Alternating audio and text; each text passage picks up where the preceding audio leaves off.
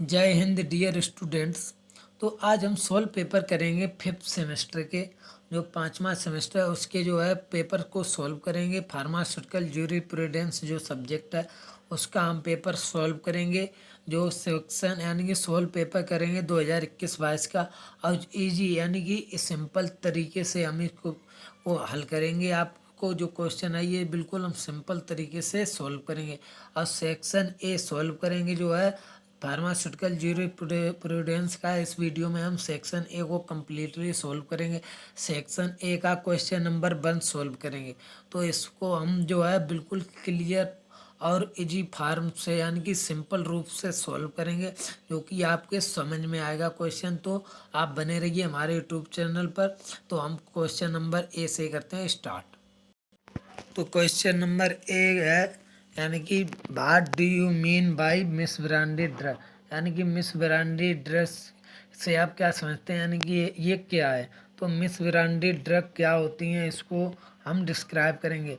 It is if it is imported under a name which belong to another name, यानी कि अगर कभी कभी क्या होता है कि जैसे किसी ड्रग का नाम, जैसे किसी ड्रग को हम आयात यानी कि इंपोर्ट करा रहे हैं किसी नाम से, और वह उसमें जो है उस ड्रग में अनदर यानी कि अन जो है औषधि मिली हुई है उस ड्रग में। जैसे हम कभी कभी क्या करते हैं, जैसे बोतल होती है, जैसे किसी की बोतल और उसमें किसी ड्रग का इंपोर्ट कराया जाता है, तो इस तरह की जो है ड्रग मिस ब्रांडेड ड्रग्स कहलाती हैं। If it has been substituted wholly और in part by another drugs और सब्सटेंस, यानी कि जैसे कभी क्या होता है, यदि कोई ड्रग है उसको पूर्ण रूप से कैसी आंशिक रूप से दवा अन्न है और पदार्थ द्वारा जो कि क्या की जाती है, प्रतिस्थापित यानी कि सब्सटीट्यूटेड की जाती है जो ड्रग्स। और if it purpose to be the product of manufacture of whom it is not truly a product, जैसे कभी क्या होते हैं जो प्रोडक्ट होता है मैन्युफैक्चर की जाती है, उस प्रोडक्ट का जो निर्माण करने का जो उद्देश्य है, तो वो प्रोडक्ट वास्तव में उसका वह रूप नहीं होता है जिसके लिए वो प्रोडक्ट बनाया गया है। उसमें जो है रियल रूप से उसमें जो वो वर्च्यू यानी कि गुड क्वालिटी नहीं होती। इस ऐसी ड्रग कैसी मिस ब्रांडेड ड्रग कहलाती हैं। और इसमें जैसे if it is so coloured हो गया, कोटेड हो गया, पाउडर्ड एंड और polished that damage is concealed of it is if it is made to appear of better or greater therapeutic value than it is really। इसमें क्या होता है, अगर जैसे कभी क्या होता है कोई ड्रग इतनी रंगीन होती है, कोटेड यानी उसमें लेपित होती है, लिप्त होती है, पाउडर भाव में या पॉलिश ये सभी की जाती है, लेकिन इनकी जो ऊपर लेयर होती है यानी कि पॉलिश की, इन सभी में कुछ ना कुछ कमी छिपी हुई होती है।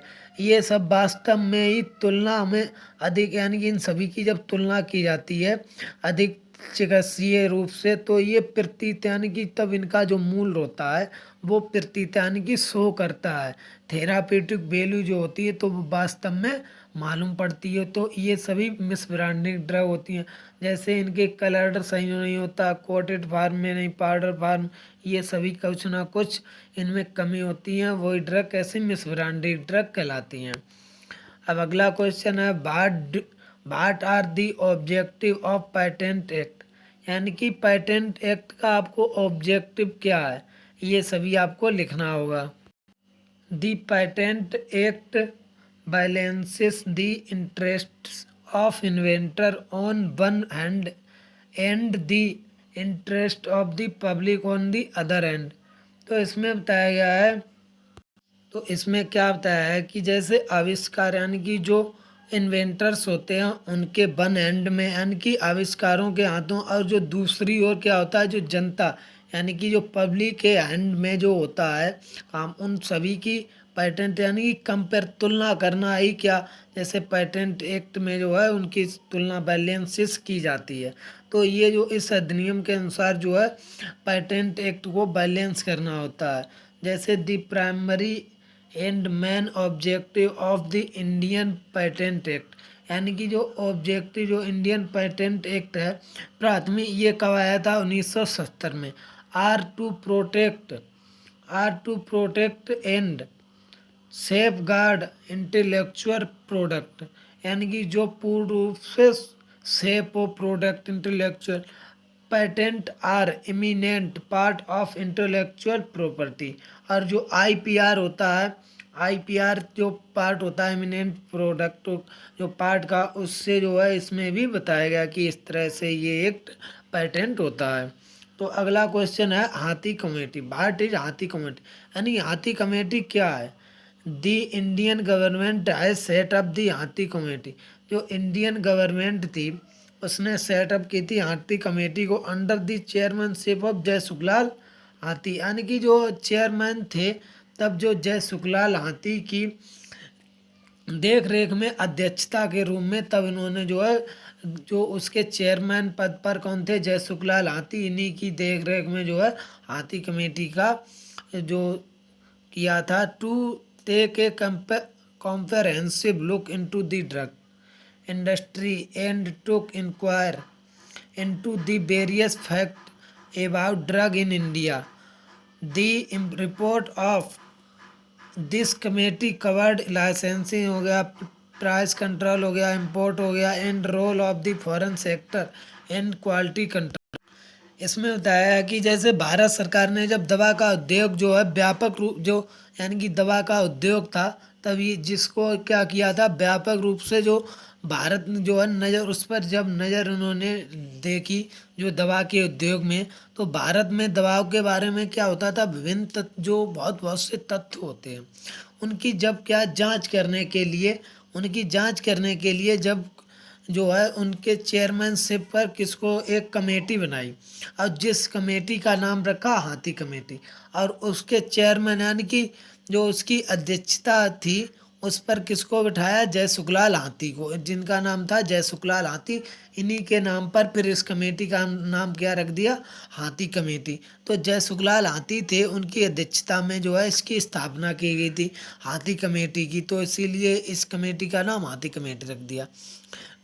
और इसमें जो है कुछ सीमित रिपोर्ट यानी कि इसमें कुछ रिपोर्ट को सीमित यानी कि रखा गया, जैसे जो होता है नियंत्रण करना, जैसे लाइसेंस हो गया, एक लाइसेंस हो गया, प्राइस कंट्रोल हो गया, इंपोर्ट हो गया, और जो फॉरेन सेक्टर होते हैं यानी कि विदेशी क्षेत्रों में क्या है इसकी और गुणवत्ता जो इसकी गुणवत्ता होती है यानी कि क्वालिटी कंट्रोल, इसकी नियंत्रण यानी कि इसको कंट्रोल करने के लिए इसको इन सभी को शामिल किया था, तब इसीलिए ये कमेटी बनाई गई थी।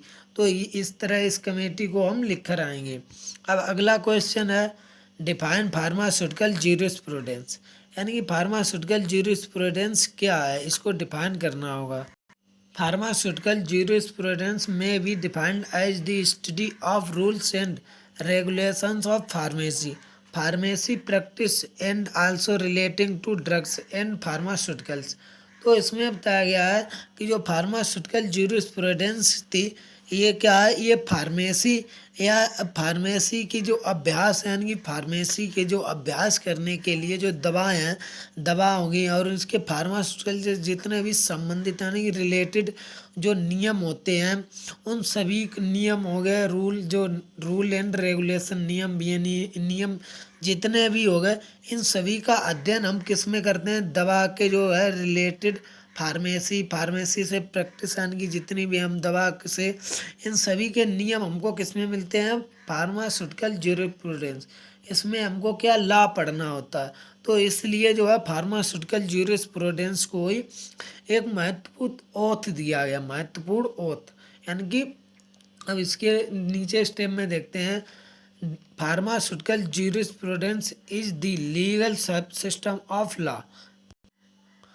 जो फार्मास्यूटिकल ज्यूरिस्प्रूडेंस है इसका लीगल यानी कि ये वो लीगल इलीगल होता है यानी कि लीगल होता है जो प्रूफ यानी कि प्रमाणित है, इलीगल रूप से कोई काम किया जाए तो कानून से यानी कि कानून तौर पर नहीं किया जाता है। तो जो लीगल सिस्टम ऑफ लॉ और the body of law, system of law या body of law, applied in pharmaceutical areas. Features जैसे ऑफ ज्यूरिस्प्रूडेंस के कुछ फीचर्स होते हैं, जैसे confers right, access to health care facility and related matter, provide protection to the people. तो इसमें क्या होता है, जैसे जो फार्मास्यूटिकल जो ज्यूरिस्प्रूडेंस है, ये तो पहले एक फार्मेसी की क्या है, शाखा, यानी कि इसको आप ये फार्मेसी की एक शाखा है जो कि फार्मास्यूटिकल्स के अंदर लॉ हम पढ़ते हैं, लॉ की स्टडी करते हैं, जिसके अंदर जैसे दवा है, दवा को बनाना, बेचना, उसकी देख रेख करना, ये सभी हमको क्या इसमें जानकारी मिलती है, किसमें, फार्मास्यूटिकल ज्यूरिस्प्रूडेंस में। और इसमें बहुत से नियम, जैसे अभी हमने था लॉ जो होता है कानून होता है, तो इसमें सभी जो नियम होते हैं, कानून, ये सभी हमको पढ़ने होते हैं किसमें, फार्मास्यूटिकल ज्यूरिस्प्रूडेंस में। और उन सभी का पालन करना, जैसे अगर कोई पालन नहीं करता है तो क्या लॉ का रूल्स के नियम का उल्लंघन करता है तो उसको सजाएं दी जाती हैं। तो उस सभी का हमको, उन सभी का स्टडी हमको किस में करना होता है, फार्मास्यूटिकल ज्यूरिस्प्रूडेंस में। तो ये रहा फार्मास्यूटिकल ज्यूरिस्प्रूडेंस। अब अगला क्वेश्चन है, give example of any for narcotic drugs. यानी कि आपको चार जो है नारकोटिक ड्रग्स, जैसे नशीली जो ड्रग्स होती हैं, यानी कि नशीली जैसे गांजा भांग ये सभी होती हैं, ये ड्रग्स के नाम से आती हैं, ड्रग्स ही होती हैं। इनको सभी यानी कि बिना कानून जैसे लीगल फार्म से ही इनको आप सभी सप्लाई कर सकते हैं, बिना लीगल फार्म तो आप नहीं कर सकते। तो इनके एग्जाम्पल लिखने होंगे कितने, चार। तो जैसे एक हो गया कोका लीफ, कैनाबिस, ओपियम, पोपिस्ट्रा, ये एग्जाम्पल हैं किसके, नारकोटिक ड्रग्स के। कोका लीफ, कैनाबिस जिसे हम बोलते हैं, ओपियम हो गया, पोपिस्ट्रा, ये इसके एग्जाम्पल हैं, आपको याद रखने हैं। अब अगला क्वेश्चन है, about right in brief about code of pharmaceutical ethics. यानी कि फार्मास्यूटिकल जो इथिक्स है इसका क्या आपको कोड ऑफ, यानी कि ब्रीफ अबाउट, इसके बारे में कुछ यानी कि राइट लिखिए। तो जो फार्मास्यूटिकल इथिक्स है तो इसके बारे में, जैसे a pharmacist has a duty to tell the truth and to act without conviction of conscience। यानी कि जो इसके बारे में था, जैसे जो फार्मासिस्ट का एक क्या कर्तव्य है, जैसे जो फार्मासिस्ट है उसका क्या ड्यूटी है, उसका कर्तव्य है कि वह जैसे जो भी बात यानी कि कहे, जो पेशेंट होता है उसको सच में बताए, यानी कि किस तरह से दवा को कब कैसे लेनी है, ये सभी उसका कार्य करने का एक ऑन ड्यूटी होती है, किसकी, फार्मासिस्ट की। A pharmacist avoid discriminatory practice behaviour और work condition that impair professional judgement and action that compromise dedication to the best interests of these patient। A pharmacist maintain professional competence. यानी कि जैसे इसमें बताया गया, जो एक फार्मासिस्ट है उसको ना किसी के साथ भेदभाव नहीं करना चाहिए, ना किसी प्रकार का भेदभाव का काम, यानी कि व्यवहार, और किसी गलत स्थिति से कोई भी चीज़ को से बचे, यानी कि जैसे गलत कार्यों से हमेशा उसको दूर रहना चाहिए। और उसके जो पेशेवर होते हैं निर्णय, उस सभी से उसको खराब नहीं करना चाहिए। और अपने जैसे कोई अगर आया है पेशेंट तो उसको सम्मान पूर्वक उसको जैसी भाषा में वो समझे दवा को, उस भाषा में उसको ड्रग्स को समझाना चाहिए। और ऐसे कार्यों से, गलत कार्यों से हमेशा बचना चाहिए। और जैसे रोगी है उसको उसके प्रति हमेशा क्या करना चाहिए, जैसे उसके प्रति अच्छा ही यानी कि दवा देनी चाहिए उस रोगी को। ये सभी किसका काम होता है, फार्मासिस्ट का। तभी आप एक एज ए गुड फार्मासिस्ट के रूप में बन सकते हैं। ये सभी आपको रूल जो है फॉलो करने चाहिए एज ए फार्मासिस्ट के रूम में। अब अगला क्वेश्चन है जी, write the full form of CPC SEANIAEC, इन दोनों की आपको क्या लिखनी है, फुल फॉर्म। तो जो CPC SE है इसकी फुल फॉर्म है कमेटी, यानी कि सी से committee for the purpose of control and supervision of experiment on animals. यानी कि एनिमल्स पर जो एक्सपेरिमेंट किए जाते थे उसके सुपरविजन में कंट्रोल करने की जो कमेटी बनाई गई थी। जैसे एनिमल किसी की जीभ है, उसकी तो भी लाइफ एक है, स्वयं फ्री स्वतंत्र जीने की लाइफ होती है सभी को। तो उसको यानी कि पहले क्या होता था, जो एक्सपेरिमेंट होते थे वो लैबों में अभी भी होते हैं। पहले कम जैसे लाइसेंस नहीं है, वो भी एनिमल पर एक्सपेरिमेंट कर सकता था। अब विदाउट जो है आप लाइसेंस के नहीं कर सकते हैं एनिमल पर एक्सपेरिमेंट। तो इन सभी को जो है अब अधिकतर प्लास्टिक यानी कि जो कार्टून जैसे आते हैं उन सभी जो है फार्म में आप प्रैक्टिकली की जा सकती है। और जो है इस सभी का जो है प्रैक्टिकल जो एनिमल पर एक्सपेरिमेंट होते थे, इन सभी को कंट्रोल करने के लिए एक कमेटी बनाई गई थी, जिस कमेटी का नाम है CPCSEA। इस कमेटी को ही हम कहते हैं, जो कि एनिमल के कंट्रोल के लिए यानी कि बनाई गई थी। इसके फुल फॉर्म है committee for the purpose of control. इतनी आपको पहले याद करनी है। फिर and supervision of experiments on animal, यानी कि जो एनिमल पर एक्सपेरिमेंट किए जाते हैं उसके सुपरविजन में कंट्रोल करने के लिए जो कमेटी बनाई गई थी उसी को हम ये कमेटी कहते हैं। और IAEC जो कमेटी है, इंस्टीट्यूशनल एनिमल इथिक्स कमेटी, ये कमेटी इन दोनों की ये फुल फॉर्म है।